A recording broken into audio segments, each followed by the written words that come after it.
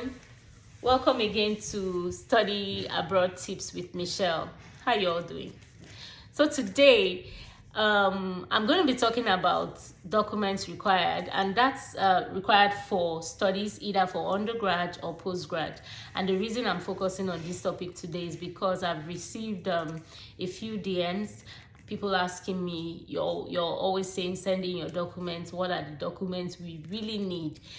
I'll most likely want to say that documents are a bit generic, except for specific courses or specific countries may just require one or two extras from the generic documents. So for the undergraduate documents, you basically need either your WASI, your WAEC, your NECO, your IGCSE, or whatever international exam you graduate with from your high school. You need to write a personal statement. A personal statement is just like writing a normal essay where you're trying to convince me on why you're going for a particular course, why you're picking a particular country, what you hope to do with the course when you graduate. So it's a straightforward thing. You don't need to digress too much. Talk about your academic history and basically your goals and your interests. That's what encompasses a personal statement. Then your international passport data page is another document we'll require, because that's your means of identification internationally. So schools would want to see that. For some schools, they'll require to see a reference letter coming from your head of school, your principal, in your school's letter-headed paper with proper designation and contact details, because most times they would want to contact your referees to ask about you and to see how valid your result is. For the WAEC or NECO results, if you don't have your WAEC certificate, you will need to add a scratch card. But if you have your WAEC certificate, some schools wouldn't mind. But regardless, just prepare to have like a scratch card that schools can use to verify the results you sent. And then SS1 to 3 transcripts would give them a reason to know how you've been doing academically in the last 2 to 3 years before your graduation. So for undergraduate students, I think that's basically the documents. So before I continue or proceed to postgraduate students, let me take out time. Let me pause here and ask you to turn on your notification bells, to click, to like, and to share this video. The reason I pause to say that is because not everybody has access to this information, and you don't know what you may be doing for someone out there sharing this video. So please like, share, and subscribe. So back to our postgraduate documents needed. So for postgraduate documents, we need your degree certificate. I would like to say certificate because a lot of people just have notification of results, and most schools wouldn't give you an offer if they don't see your degree certificate, especially if you've graduated for more than 2 to 3 years. They feel that your certificate should be ready. So if you haven't collected your certificate, please contact your school and get it, so that when you put in an application, it goes straight forward. No long delays of asking you to bring extra documents.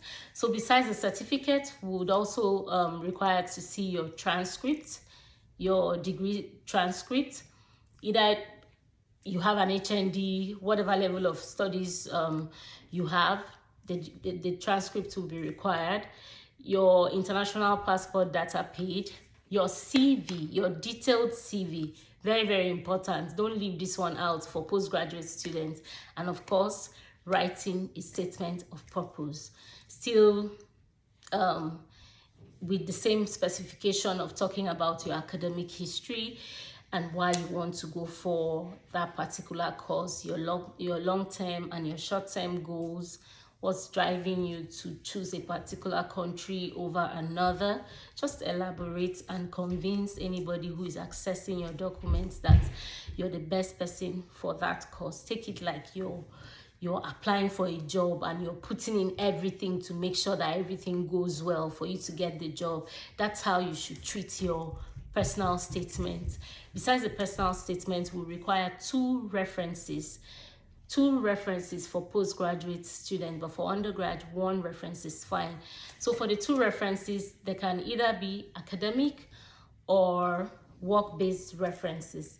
So if you don't have a job, or you can't get access to getting a work-based reference, you can get 2 academic references with proper designation, contact details, phone number, email address, because most times, like I said, for some schools to give you an offer, they would want to contact your referees. But for most schools, it's different, but references are very important to applications. Which other document haven't I mentioned for postgraduate students? Yes, the WAEC result. Very important too. And someone will say, I'm going for postgraduate studies. Why is my WAEC important?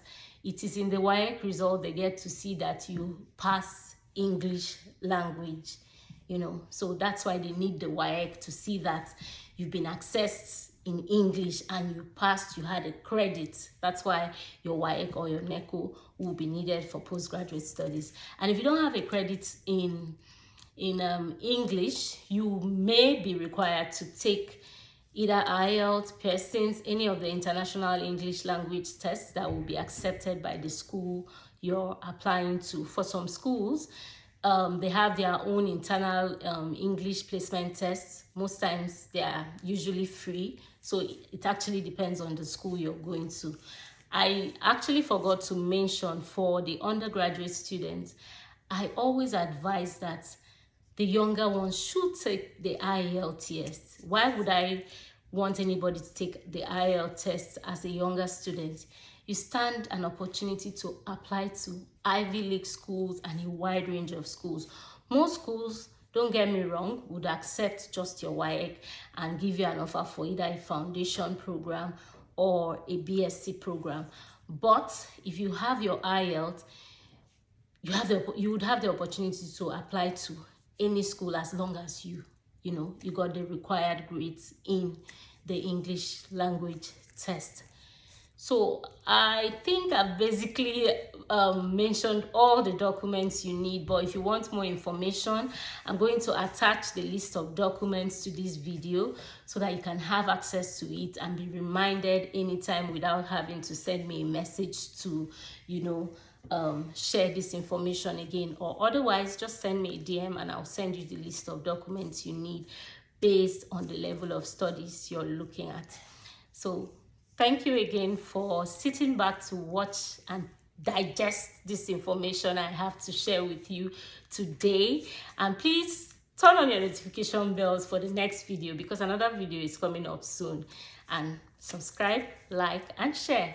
Thank you, and enjoy your evening or your afternoon. Bye.